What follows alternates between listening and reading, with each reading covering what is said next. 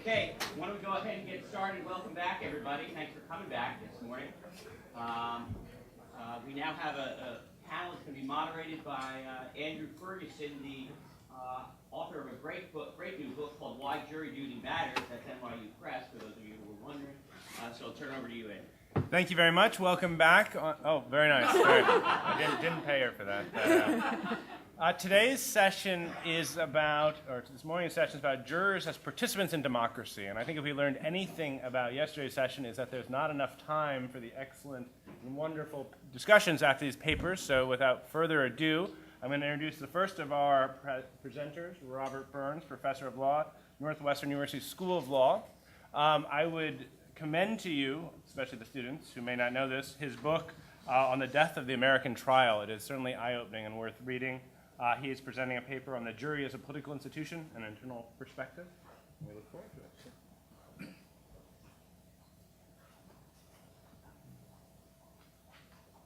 I want to thank the conveners of this conference for bringing together such a range of views and such learned and insightful commentators. I have to say, though, as someone from Chicago, that there was one remark made yesterday that I find truly shocking. And that is Professor Amar's suggestion that someone might be bribed to vote in a certain direction and then vote in the opposite direction. In Chicago, we define an honest man as someone who once bought, stays bought. And I cannot imagine that would occur in other than the very rarest of circumstances. It would unfurl the social contract in a profound sort of way. I want to say a few things in varied perspectives about the jury as a political institution. First, make some remarks. My background is in philosophy. Make some remarks about the descriptive normative aspect of this discussion, and just point out the fact that there are profound ambiguities about what it means to have an institution that is a political institution. Great deal of variety in over the centuries in the definition of political as opposed to moral or legal or bureaucratic as it may be. First, the descriptive normative issue. One may ask, is the jury a political institution? And that may be a question about the legitimate function of the jury, and that will make it a question of political philosophy or constitutional theory. Or one may try to describe the practices, linguistic practices that actually occur at trial, and ask whether or not those practices are political practices or something else, legal argument or moral argument. One may argue that the descriptive function is important because those practices reflect what Rawls calls our considered judgments of justice. They have normative weight because they are judgments that have survived institutionally for a long period of time. But there's a circularity about this issue. I don't think it's a vicious circle, but there's a circularity about these questions. One may conclude that the actual practices that we engage in at trial, for example, a very open, free narrative in opening statement that allows the lawyer to define the normative valence of the case in a way that can be discontinuous with the law of rules, or the general verdict in criminal cases or in some civil cases. One can argue about whether they are appropriate dimensions of the trial as we have it, or whether they're targets for reform. They're inconsistent with what the trial should be by virtue of its status in political philosophy or in constitutional history. The opponent is always capable of saying those practices, even though they look political, have no normative weight, and they shouldn't be. They're targets for reform rather than expressions of a considered judgment of justice. On the other hand, someone may say that those high principles from political philosophy or a certain reading of constitutional history ought to be reconsidered by virtue of what it is that we actually do on the ground, which does have normative weight by virtue of its reflecting considered judgments of justice over long periods of time. And that circularity is inevitable. It can be resolved only by the consideration of many considerations, everything hanging together into one considered view. Both sides of that attempt to reach what Rawls calls reflective equilibrium has weight. Clifford Geertz, great anthropologist, said insight is achieved by cycling between the most local of local events and the most global of intellectual commitments. And I think that's what inevitably occurs and ought to occur when one considers both the descriptive and especially the normative aspect of what a jury should be. The historical considerations that we spent quite a bit of time on yesterday, I think, are very important. But that history can be told a number of different ways, depending upon these broader normative judgments about what the jury should be, based on political philosophy or a description of what we actually do. One can tell the story, as Professor Thomas did yesterday, as a falling away from an ideal that existed in the early part of the 19th century during the foundational period, and that our task is to restore the Republican vision that was embedded in the Seventh Amendment, for example. And that's a story that Justice Brennan tells in his concurring opinion in the Terry case, great Seventh Amendment case.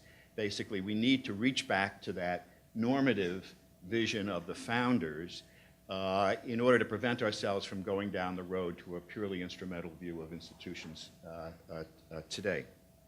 Or one can tell the story about the gradual erosion of the jury right as an inevitable consequence of a change of social structures, of modernity and globalization, in which systems imperatives have inevitably a greater impact, and the sort of contextual moral judgment, political judgment brought to bear by juries is increasingly irrelevant to the world in which we live.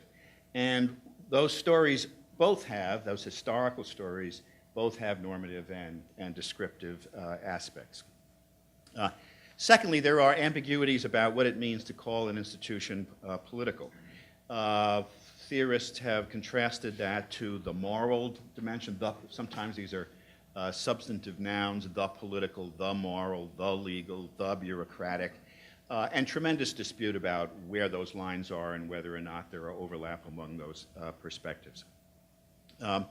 The sense of political that I urge in the paper is just one, and it is that it is an aspect of what goes on at trial that is forward-looking. Part of the project of what a jury does, basically, is to reconstitute the common project of our democracy, our identity. And that occurs inevitably, I think. It's forward-looking, but it's not instrumental. It's not an attempt to achieve some political goal outside the proper response to the evidence that's presented.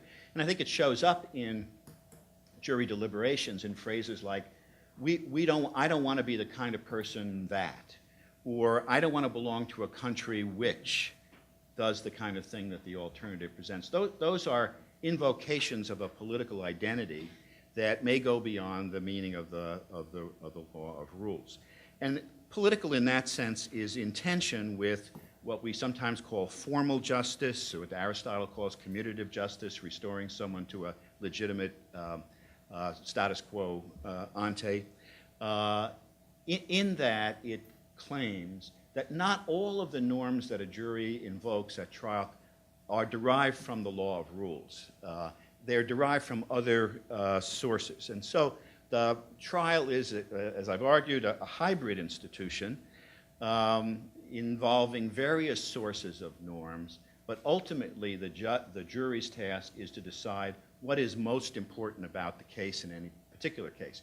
In a given case, loyalty to the meaning of the rules embedded in the jury instruction may be what's most important in the case. In other cases, not. And it's the jury's judgment as to what is the most important aspect of any case. The legal realists argued that the factual aspect of the case is more important than the doctrinal aspect of the case, the semantic meanings of the rules that are embedded in the jury instructions. And I think, broadly speaking, they got that right. What they didn't do was to develop an understanding of how the actual linguistic practices that occur at trial provide a broad range of moral and political considerations. And I think that's right, and I think that close attention to what actually occurs at trial yields the conviction that they do yield narratively based norms, present to the jury narratively based norms that have moral and political significance. But the trial as a whole goes beyond just mere storytelling. The story is an opening statement. The various devices of the trial serve to elevate and critique the scripts or ordinary norms that can be presented by the judges, by the lawyers in opening statements. So the kind of narrative that occurs in direct examination is completely different from the open, free narrative that occurs in opening statement, and the deconstructive devices of cross-examination serve to point out the limitations of the stories that are told both in opening statement and each of the direct examinations as well. When it works, I want to think that it achieves a truth beyond storytelling. There is no final story, but there is an understanding of the limitations of the stories and the way in which each story captures some aspect of the situation, but not everything. There is no one grand story that tells a story at the end, and of course the jury isn't required to tell such a story. Nonetheless, I think they can achieve that kind of truth, so that the trial becomes as was once described, a crucible of democracy, a resolution of tensions between the law of rules, political identity, moral judgment, and other norms that are given to the jury through the practices that occur at trial. All the narrative, argumentative, and dramatic practices of the trial are sources of authority. They authoritatively realize the common sense, political, and moral judgment of the jury in a way that is continually in tension with the law of rules. And Calvin and Zeisel, in their great study of the American jury, list a whole group of contexts, I won't repeat them here, in which jurors have, in fact, elevated common sense norms above the norms that may be embedded in the rules at any particular point. There's a section in the paper about Hannah Arendt, and that's in there for a couple of reasons. One is she is the great philosopher of the political in the late 20th century.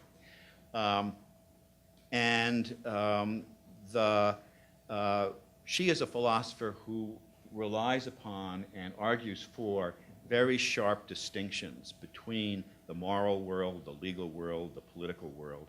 And she begins in her earlier work to argue that the legal world's main goal is to achieve stability. What the founders did was to create a stable system within which politics could go forward, and therefore it was the only modern revolution that succeeded, unlike the French or the Russian revolutions. She argues that the criminal trial elevates non-political virtues, that just the attention to simple factual truth is a non-political virtue for her. It's not forward-looking, doesn't rely upon opinions. And her earlier work elevates the importance of creating that kind of stable worldly structure within which political processes could go forward. And that clearly emerged from her experience in Germany. She has a wonderful description in her early book, Origins of Totalitarianism, on law under the Third Reich, when the great phrase, all the laws become laws of motion. So one decree followed a decree such that there would be no stability in the legal world at all. The law was the pure expression of these vast historical, Stalinism, or natural Nazism forces that continually demanded a result that paid very little attention to the fact of the individual case. And she argues that the stability that law provides is one of the great virtues. So it's interesting that when she served on a jury in the United States, she changed her mind, in effect. She said, you know, what actually occurs in these jury deliberations are political processes, inconsistent with her earlier view, in a sense, that multiple perspectives are honored. These are definitions of the political for her. That the self-constitution of the society is what the jurors are concerned about. There really are debatable issues, and for her that means political issues, that occur in the course of a jury trial. And her method is what she calls linguistic phenomenology. That is a very careful attention to the way people actually use language. And her conclusion from the experience of being an American juror was that careful attention to the way in which trials occur and jurors deliberate shows that there are political aspects of the trial that are discontinuous with a formalist vision of what the trial should be and what a jury should be. Thank you. Thank you very much. Thank you very much. And now we will hear from Professor Alexandra Lahav, who is a professor of law at the University of Connecticut School of Law. Her working title is The Jury and Participatory Democracy, and we look forward to it. So first, thanks again to the organizers of this conference. It's really just such a great group of people, and there's so many people here that I've admired their work but never met them in person, and that's just really fun. And so what I've gotten out of this is a longer reading list than I had going in, which I think is always a good thing, at least for me. So what I want to talk about, and I think it has an interesting orthogonal relationship with Professor Burns' presentation, is what having the jury right says about our society. What does it communicate about us? And I want to consider it in light of some ideas that have been floating around in the world that I belong to, which is the civil procedure world, about access to justice. So when we frame in procedure, when we talk about access to justice, we often talk about the kind of things that Senator Whitehouse mentioned, contracts of adhesion that require you to enter into arbitration or forbid class actions, pleading rules that are much more, seem to be much more narrow than they used to be and make it difficult for plaintiffs to get into court. So basically, when we talk about access to justice, we're often talking about the plaintiff's capacity to get into court.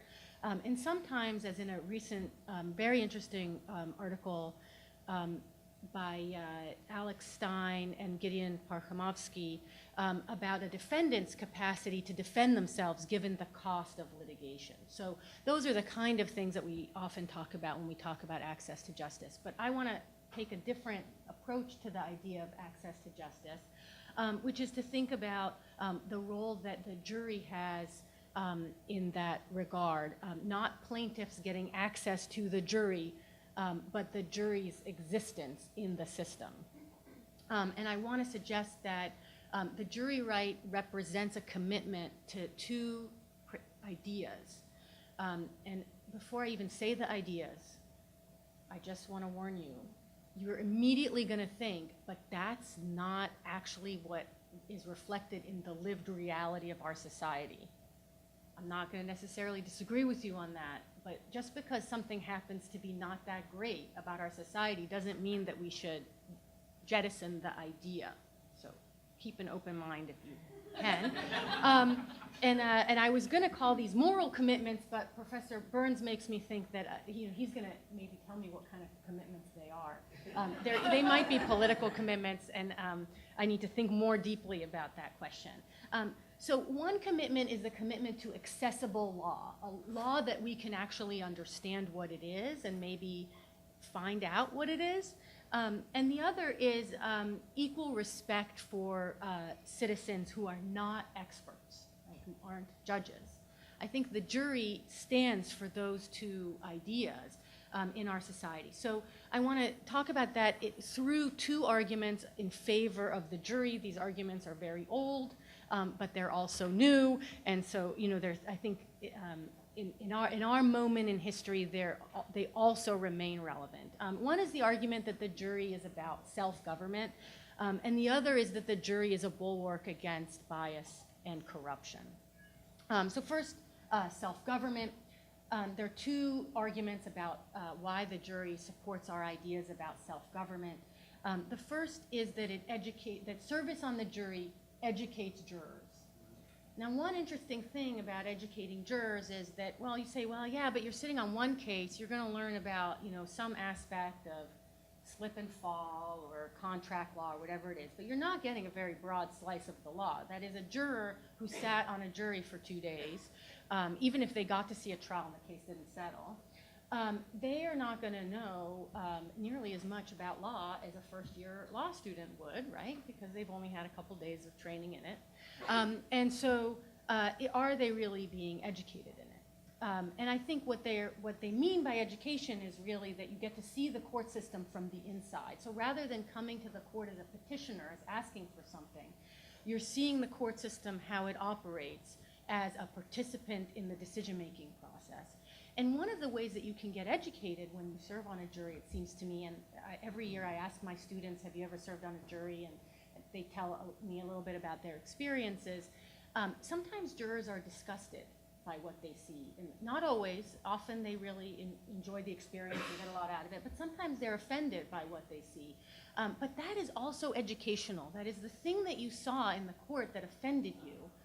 Maybe we should do something about that to change it. Maybe there's something wrong with what's happening in the courts. How are we to know if we're not there? And the second argument in favor of self-government is this idea of participation, and in particular the dignity value to the citizen from being a participant in the decision-making process, in the adjudicatory process. And so this is the same idea of participation is dignity that you might find in Jerry Mashaw's work about administrative law and due process, or Frank Michelman's work about due process, where they try to argue that by allowing people to participate in their own case, they're talking about the litigants, that represents a dignity value to those people. And so when the bureaucratic state tries to take that away from people, that's an affront to their dignity. But there's a similar, I think, dignitary value to saying, you as a citizen have the capacity. We recognize that you have the capacity to decide a case. We respect you enough to think that you can do that. And so I think the jury right expresses a respect for the citizenry, that we think that people are intelligent enough and educated enough and have the capacity, or we wish that they would be, they have the capacity to actually decide a case. And in the paper, I illustrate this through the case of Scott against Harris, which the law students may be familiar with. Did you guys study this in civil procedure? Does it sound familiar? This is the case about the car chase.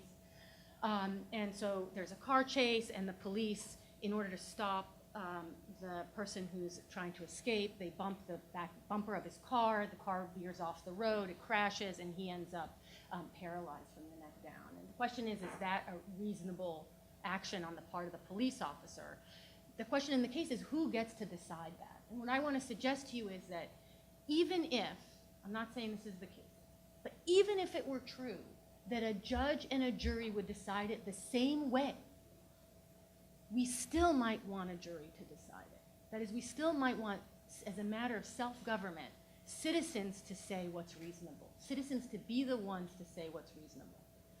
Now, there's a lot of evidence that different groups of people are going to decide that case in different ways, and Dan Kahan has a wonderful article about this called The Perils of Cognitive Illiberalism that I really recommend to all of you. But it may be, even if Justice Scalia was right, and anybody seeing that video would have the same reaction, we nevertheless might care about who the decision maker is. So that's the self-government aspect. And then there's a second argument, which is the argument about bias and corruption. We'll talk about this later in the day. There's a question about the diversity of experiences that jurors bring to the table. There's a question about the identification of judges and lawyers with the government. And if you think about who the participants in the legal system are, right, you have people who are coming for redress to the courts. So they want something from the courts. You have judges who are beholden to the system and are part of the court system, right? So they're part of that bureaucracy. And they're part of the government. They're employed by the government. And you have the clerks and the workers who are also paid by the government. And the jurors come and bring in something quite different, which is ordinary people, right, into that system who aren't beholden to the government and may have a different perspective. Now, they might not have a different perspective. But I think that's part of the idea. But the argument that I want to highlight for just 2 minutes is the idea of that familiarity breeds contempt, and that the jury might lend fresh eyes to the type of cases and the type of people that judges or other participants in the system might be contemptuous of.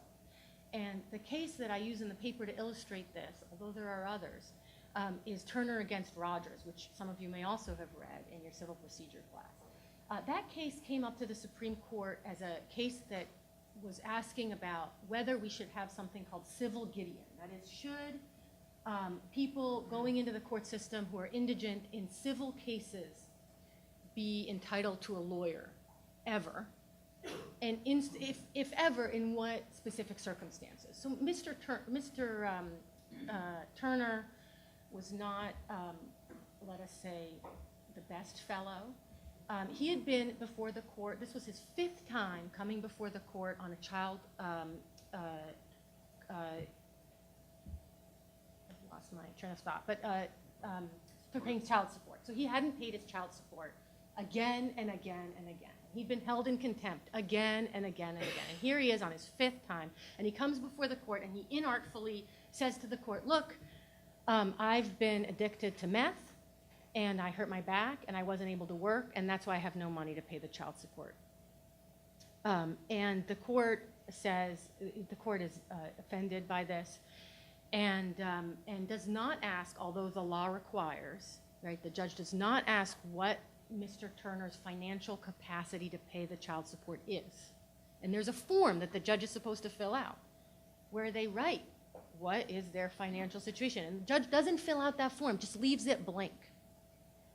And sentences Mr. Turner to 12 months in prison. And he says to Mr. Turner, if you can get a job, then you'll be released from prison. And Mr. Turner says, well, what about, time off for good behavior, different, kind of ways to reduce the sentence? And the judge says no. Mr. Turner says, why? And the judge says, because I said so. That's Mr. Turner's experience, right, with the justice system. And, I think that it's very difficult to get a job when you're actually in jail, right? So Mr. Turner's in a bit of a quandary there. It's difficult to get a job anyway. This case was decided in 2011. It was quite difficult to get a job anyway, right, with very high unemployment in the United States. And certainly when you're in jail, it's more difficult to get a job. So Mr. Turner was sentenced to a year in prison, and no, really, he doesn't actually hold the keys to the courthouse, as Justice Breyer, I think, put it. But so what does this case illustrate? Well, this case comes up to the court as a question of, well, should Mr. Turner have a lawyer? Would a lawyer have done a better job before this judge? But when I read the case, I thought, well, what about this judge? Who's this judge? What's he doing, right? And the thing about this judge is that he's disdainful of the litigant, and he is offended by the litigant, and he doesn't want to listen to the litigant. And I wonder, this is not the type of case that is ordinarily heard by a jury. So you might say, well, look, doctrinally, this is irrelevant, right?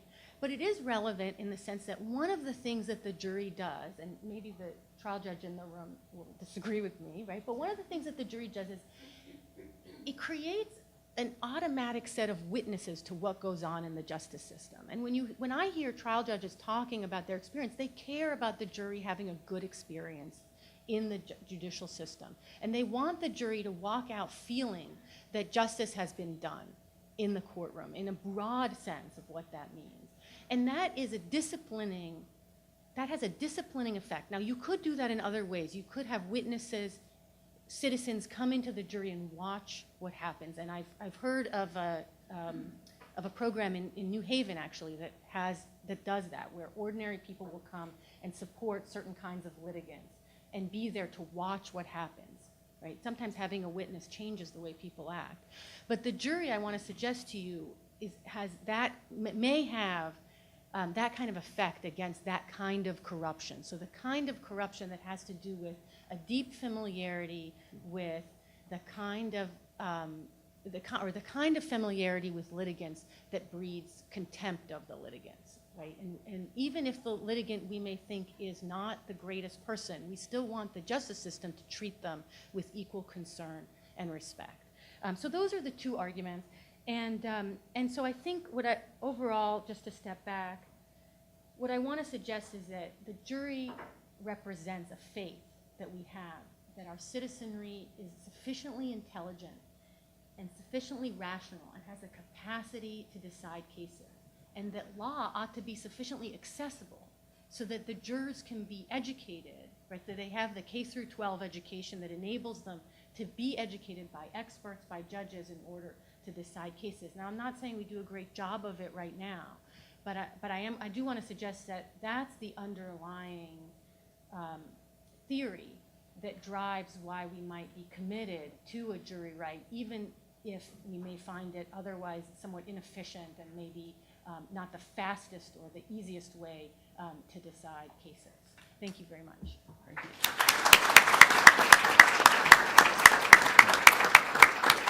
Thank you very much. Wonderful, wonderful presentations. I want to open it up. We have about 10 minutes, maybe take 11 minutes. Just Professor Marr in the back. Really great.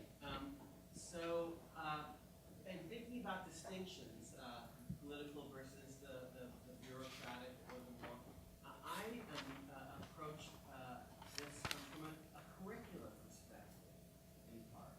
Should we teach about the civil jury in Civ Pro or in con law? And Civ Pro tends to give a perspective that focuses on mere efficiency. That's running the federal rules of civil procedure, and the jury may not be the most efficient way of disposing of things. It tends to be very party-focused, litigant-focused. But if you see the jury as a political institution, maybe the party shouldn't be picking the juror any more than they pick the judge, or they as individuals handpick the law that governs them. That might be so procedure sometimes can lapse into more of a dispute resolution, arbitral vision.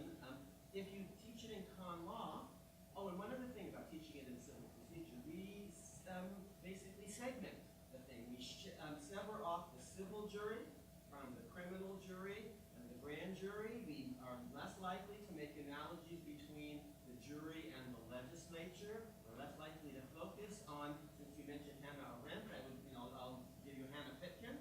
And by the way, on Hannah Arendt, I never got to serve on a jury because they keep bouncing me. And they say, well, you know the lawyers. And I'm thinking, Your Honor, so do you. And you and I know each other, and you trust yourself that I get bounced. Pitkin talks about the concept of representation. So I actually think, just from a very narrow curricular point of view, we do a real disservice, actually, by teaching the Seventh Amendment. And finally, I was thinking about the Scott case that you mentioned. We see the particular importance of the jury in cases involving possible governmental misconduct, not just between men and men, if we teach it in con law. So you see the particular appropriateness of having a jury decide a Fourth Amendment case, actually. And again, all this gets, I think, lost to some extent when we focus on the Seventh Amendment and the civil jury and Civ Pro, which would bring out some of this political representation I mentioned. When I teach civil procedure, I use Marty Reddish's great doctrinalist on our faculty textbook, but I also assign Jeffrey Abramson's book on the jury so that they know what they're talking about when they're talking about these doctrinal issues. And it's a way of saying that civil procedure is not a technical course exclusively. There's a lot of law rules in there, but it does open out to these broader issues that are political issues and constitutional issues. And it worked pretty well. So can I just respond? I just want to resist the characterization of Civ Pro, which as a proceduralist I find deeply offensive. So, I have a confession to make. My mother teaches constitutional law, and I know, and I always used to make fun of her, and I would say, "You teach this area of law where there's no law, and it's all what the judges want, and how do you even teach that? Like, how do you get in front? I don't know how you do it. How do you get in front of the students and tell them, you know, there's law here, there's doctrine here, you know, won't they just tell you, well, it doesn't matter just what the makeup of the court is?" And that was all well and good until about 2007, and or maybe 2009, and now I have to get up before the students, and they'll say, "But Rule 8 says," you know, or I get up before the students, and I, you know, we're talking about personal jurisdiction, right? And they say, "Well, what about, you know, where these federalism ideas come from? Where does, you know?" And so I find myself actually engaging with the kind of struggle that I feel that con law professors must have all the time. So I think that, you know, maybe con law and Civ Pro are converging into one thing. But you know, I think a lot of us who teach procedure do focus on the broader issues that you know, when we do, you know, I only have a couple hours to talk about the jury, but I do want to say that I start my course with a contempt case, Walker against City of Birmingham. I don't know how many of you are familiar with it, but that's a case where Martin Luther King and a bunch of other people were held in contempt in Birmingham in 1963, right in April when they were doing the march on Birmingham, and it's about what is the relationship between a procedure and substantive justice, and I think that many of these themes are similar across areas. Judge Mize? I appreciate the presentations.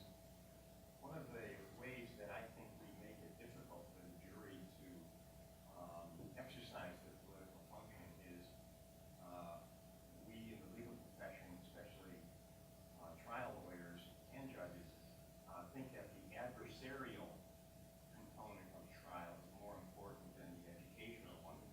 And I've been in many discussions with judges and lawyers on the topic of whether jurors should be allowed the right to ask written questions of witnesses. And I think that that particular trial practice tees up, you know, do we trust the citizens? Do they have an important role to play in fact-finding and getting what they need to do to administer justice? Or do we judges and lawyers own the systems and we know best and we should continue to be in charge?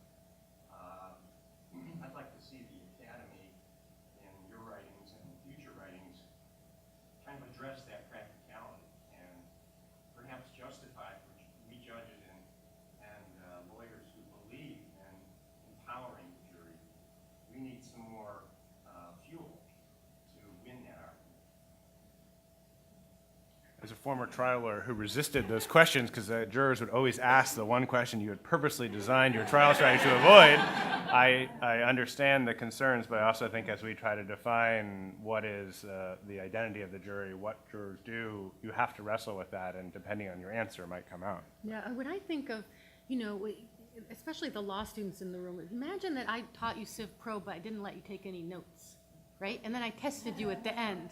It Or would ask just, questions, yeah. huh? Or ask Or questions. ask questions, right? I mean, some of my students don't want to ask questions, but they certainly would like to take notes, right? And they're so offended when I tell them you can't use a laptop, or, you know, I don't do that anymore because I don't want to offend, but, right? But I think it's a real, I've always been fascinated by those questions, why we do things that way, and it is very troubling. I'm all for it, but as a conservative in terms of trial procedure and a kind of someone who respects the taut balance that actually you find in the trial, not that everything's perfect. When you ask a question, you commit yourself to a particular perspective, and almost inevitably. And part of what the trial does as a whole is try to keep minds open till late in the proceedings. So you're try to defer those commitments, and asking a question might imply such a commitment. Still, on balance, I think they should be able to ask questions. we were granted an extra 5 minutes. Question. So there are 3 hands right here. So Professor Hans, and we'll go right behind you there. Oh, no, 4. All right, we got 4. Go ahead. Well, I just want to say, I think there's a lot of good research that the jury question asking doesn't have to do with serious effects and fear. I mean, there are reasonable fears, but it's nice when you have some data that reassure us on that score. I wanted to make a quick comment on your paper, Alexandra. I like your idea about juries representing our commitment to accessible law, and I think there are some interesting examples now in new lay participation systems that show the cascading effects of introducing lay people into a legal system.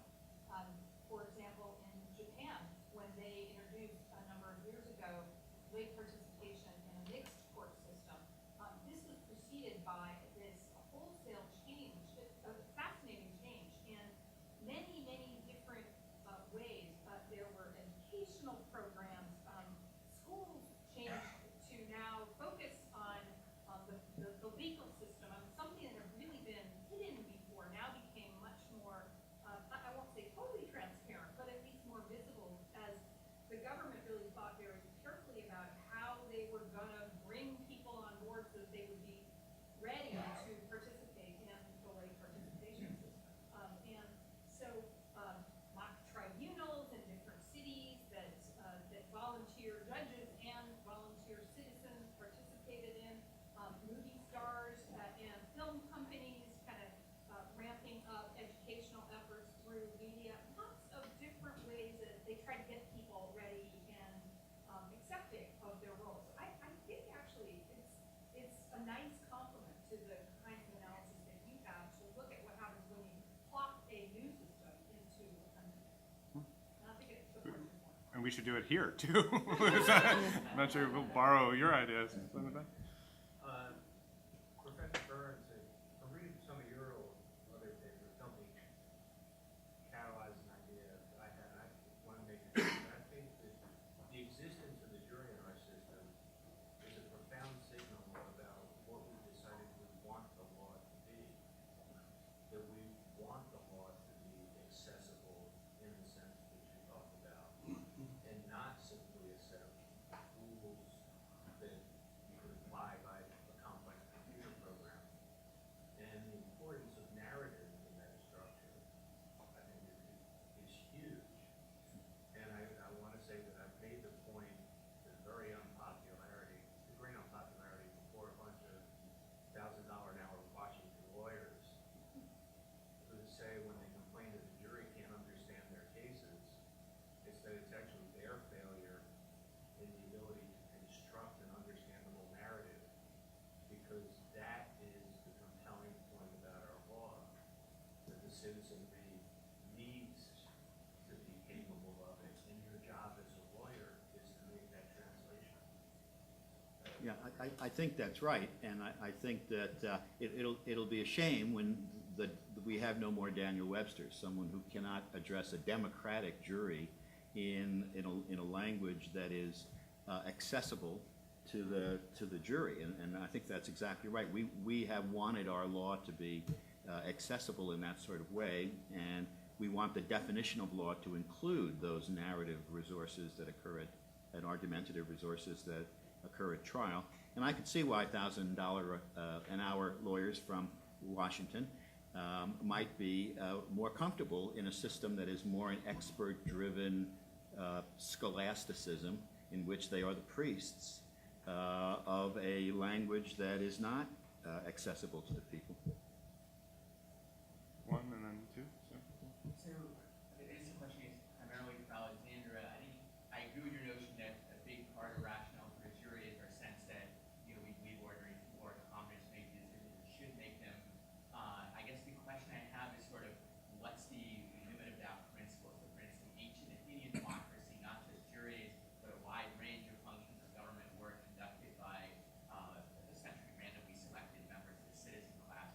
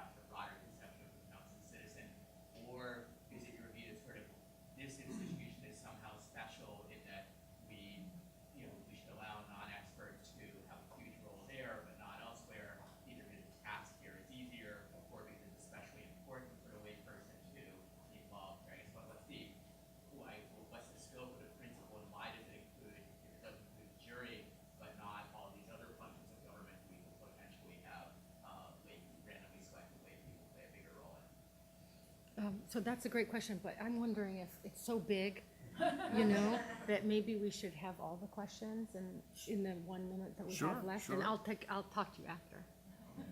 There's several projects of papers you can write. Yeah, exactly. So, I love the Ferguson book, and I almost never disagree with my colleague, Burns. But I think it's really important not to leave on the table the issue of how, attorneys, have responded when they've had experience with juror questions. And so, my question for you is, after a long period of expert testimony by a physician, a juror submits a question, and this has been about the tear of the meniscus, and it's all what caused it, what would be likely to be the results of it, for future damages, all related to each case. And the question that comes from the juror is, what is a tear of the meniscus? At the end of that testimony. As a trial attorney, you do not want to have that question. And the other piece of that is, we did do some research on this in the Seventh Circuit. And the piece of data that is the most important to me, that I find most intriguing, is that the post-project questionnaires to the attorneys indicated that even among attorneys who said they lost the case, they thought, the majority of them thought that the question was a good idea. So, I need that to respond. Seems that it's a good idea. I think there's a feedback loop that really does help as you're going along, where you know what is missing or what you failed. Sometimes it's purposely that you've purposely omitted that, but at least you understand that they're getting it. And like students who take notes and are following your questions, it makes sense to know that the jurors are also engaged in this process of it's a dialogue, and that they have an active role. So Not every case is a perfectly tried case, and so might have some safety valve for that. Well, we are out of time. Thank you very much. I think we're going to take a 10-minute break, and then we're